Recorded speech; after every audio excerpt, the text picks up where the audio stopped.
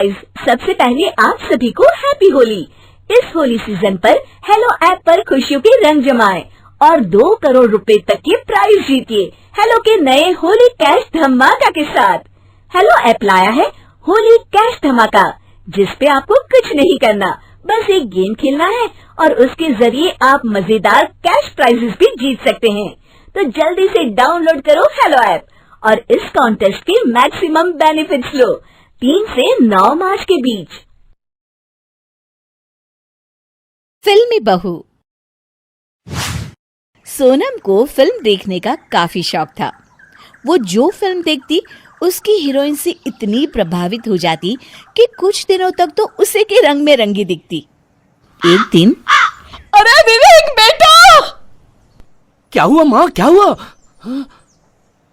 दोनों माँ बेटे सामने दिखते हैं जहाँ सोनम पुलिस ड्रेस में खड़ी होती है। अरे सोनम, आज कौन सी फिल्म देख ली?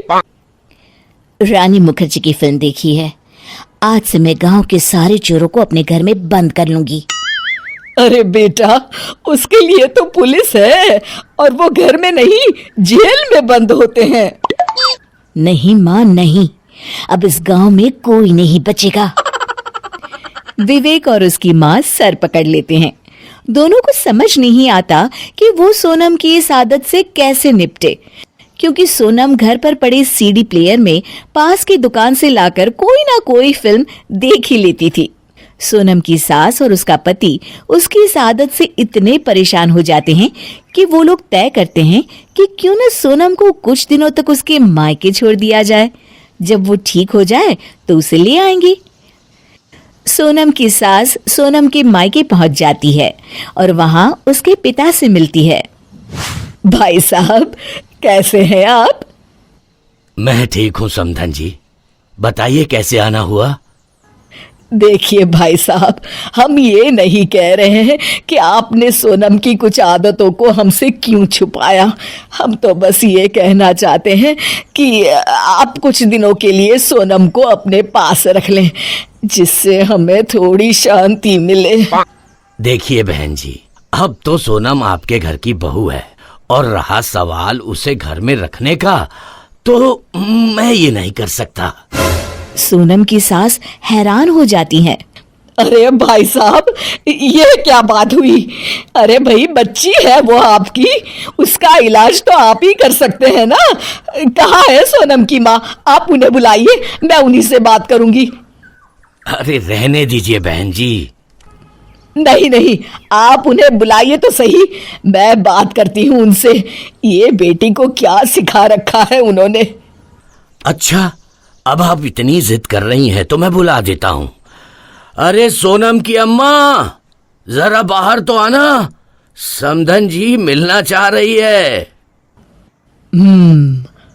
कितने आदमी थे? 2 आदमी। 2 आदमी और तुम 3, फिर भी वापस आ गए। क्या सोचा था सरदार बड़ा खुश होगा, शाबाशी देगा। ये कहकर वो सोनम की सास का गला पकड़ लेती हैं। सोनम की सास डर कर खड़ी हो जाती है। अरे बाप रे, पागल है ये पूरी फैमिली। बहन जी, इन्होंने कल ही शोले देखी है, इसीलिए मैं कह रहा था इनसे दूर रहिए। अरे मैं समझ गई कि बेटी किस पर गई है।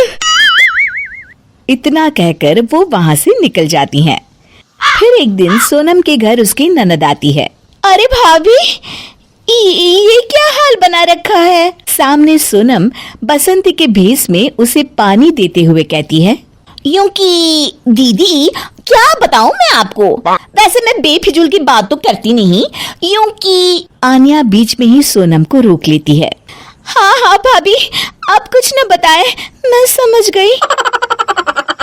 एक दिन आन्या, विवेक और उनकी माँ साथ में बैठकर बातें कर रहे होते हैं। बहू तो सारा दिन फिल्मी रंग में रंगी रहती है। अब तो उसकी इस आदत से हमारे घर कोई रिश्तेदार भी नहीं आता। आन्या, हमने सब ट्राई कर लिया, अब तुम ही कोई उपाय बताओ। आन्या कुछ सोचती है, फिर अचानक उसके चेहरे पर मुस्कुराहट आ जाती है। वो अपनी माँ और भाई से कहती है, देखिए, कल तक इस समस्या का समाधान मैं ढूंढ लूंगी, आप परेशान मत होइए। अगले दिन की बात है।